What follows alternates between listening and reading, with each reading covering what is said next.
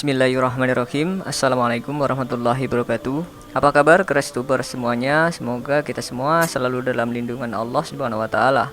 Nabi Muhammad SAW memerintahkan umatnya untuk menyempurnakan wudhu karena akan menyelamatkan seorang hamba dari siksa api neraka. Dalam hadis Sunan Abu Dawud, Nabi Muhammad SAW bersabda, "Celakalah bagi mata kaki dari siksa api neraka, sempurnakanlah wudhu."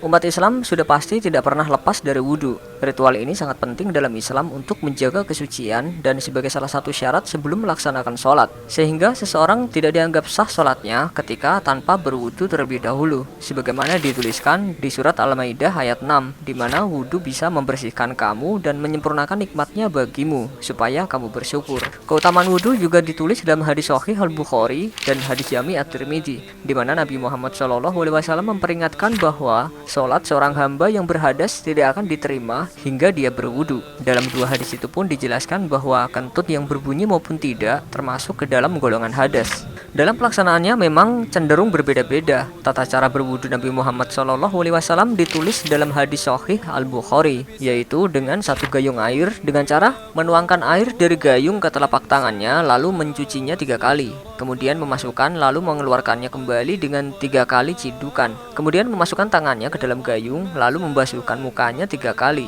Kemudian membasuh kedua tangannya 2 kali sampai ke siku. Kemudian memasukkan tangannya ke dalam gayung lalu mengusap kepalanya dengan tangan mulai dari bagian depan ke belakang dan menariknya kembali sebanyak 1 kali. Lalu membasuh kedua kakinya hingga mata kaki. Sebagaimana ibadah yang lain, wudhu pun wajib untuk mengikuti tuntunan dan hadis-hadis Nabi SAW dalam mengerjakannya. Banyak dari umat Islam yang keliru dan salah dalam melaksanakan wudhu. Kesalahan yang tidak pernah dicontohkan Nabi Muhammad SAW seperti pelafalan niat. Dalam hadis Sunan Ibnu Majah, kitab Toharah dan sunah-sunahnya, Nabi bersabda, "Tidak ada sholat bagi orang yang tidak memiliki wudhu, dan tidak ada wudhu bagi orang yang tidak menyebut nama Allah ketika berwudhu." Sebagaimana dijelaskan pada hadis bahwa Nabi Muhammad SAW hanya menyebut nama Allah yang kita biasa kenal dengan ucapan basmalah. Hal tersebut juga ditulis dalam buku Risalah Tuntunan Sholat Lengkap oleh Dr. Ades Muhammad Rifai, yaitu membaca Bismillahirrahmanirrahim sambil mencuci kedua belah tangan sampai pergelangan tangan dengan bersih. Niat itu amalan hati dan itu mudah, tidak perlu dipersulit. Dengan adanya i'tikad dan kemauan dalam hati untuk melakukan wudhu, untuk melakukan sholat atau yang lainnya, maka itu sudah niat yang sah. Sebagian orang menganggap ada doa khusus yang dibaca pada setiap gerakan wudhu, akan tetapi doa-doa tersebut tidak pernah diajarkan oleh Nabi SAW dan hanya berasal dari hadis-hadis yang palsu. Ibnu Qayyim dalam kitab Zadul Ma'ad mengatakan, semua hadis berisi zikir yang diucapkan berkaitan dengan wudhu adalah dusta, selain dari ucapan tasmiyah pada permulaannya dan ucapan sesuai wudhu. Tasmiyah sendiri adalah ucapan bismillah yang dibaca di awal wudhu atau ibadah-ibadah lainnya. Untuk ucapan selesai wudhu, Nabi bersabda dalam hadis Jami At-Tirmidzi yang artinya barang siapa yang menyempurnakan wudhunya dan membaca asyhadu alla ilaha illallah wahdahu la syarikalah wa asyhadu anna muhammadan abduhu wa rasuluh Allahumma ja'alni minat tawwabina wa ja'alni minal mutatahhirin. Niscaya Allah akan membukakan baginya 8 pintu surga dan ia dipersilahkan masuk dari pintu mana saja yang ia kehendaki. Tak hanya dari awalnya saja yang sudah salah, banyak juga yang menganggap enteng terkait tempat berwudu. Mungkin sebagian orang ada yang mengatakan bahwa tidak boleh berwudu di dekat WC. Namun ada orang yang malah berwudu di dalam kamar mandi yang jelas-jelas di dalamnya ada WC atau dekat sekali dengan WC. Mengingat WC adalah tempat membuang kotoran, maka dikhawatirkan akan terkena oleh orang yang selesai berwudu, sehingga tubuhnya akan kembali najis. Selain itu, seseorang yang berwudu di kamar mandi akan menjumpai masalah ketika dia hendak membaca bacaan sebelum dan sesudah berwudu.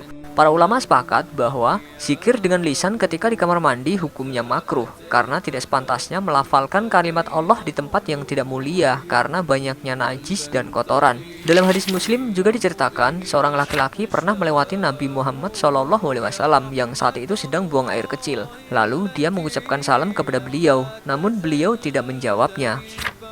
Salah seorang ahli ilmu fikih, Ustadz Habib Syauqi Al-Haddad menuturkan, jika memungkinkan lebih baik wudhu di luar kamar mandi. Namun apabila terpaksa, maka hukum berwudhu di kamar mandi hukumnya adalah mubah atau diperbolehkan. Hal yang dilarang adalah jika berwudhu di tempat yang penuh najis dan kotor, serta kita tidak dapat menjaga diri dari najis tersebut. Contohnya adalah septic tank, di tempat sampah, pembuangan kotoran, dan sebagainya.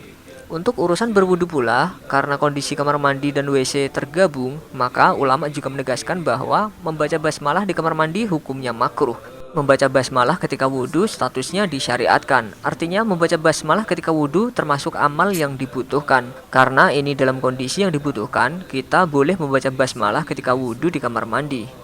Pendapat lain soal membaca basmalah dalam kamar mandi yang ada WC-nya adalah fatwa dari Syekh Muhammad bin Shalih Al-Utsaimin. Beliau menuturkan, apabila seseorang berada di kamar mandi, maka dia cukup membaca bismillah dalam hati dan tidak perlu diucapkan dalam lisan. Dan beberapa pendapat ini mungkin kita bisa menarik garis besarnya. Jika seseorang bisa menjaga dirinya dari najis yang terdapat di kamar mandi, maka diperbolehkan berwudu di dekat WC karena hukumnya adalah mubah atau diperbolehkan oleh para ulama. Walaupun ini bukan sebuah kesalahan, lebih baik lagi jika kamar mandi yang menyatu dengan WC dibersihkan dulu dari najis sebelum digunakan untuk wudu, atau mencari tempat di luar kamar mandi tersebut. Dan jika terpaksa wudu di dalam kamar mandi, kita tidak mengucapkan basmalah secara lisan, melainkan hanya dalam hati, mengingat nama Allah tidak patut diucapkan di tempat seperti ini.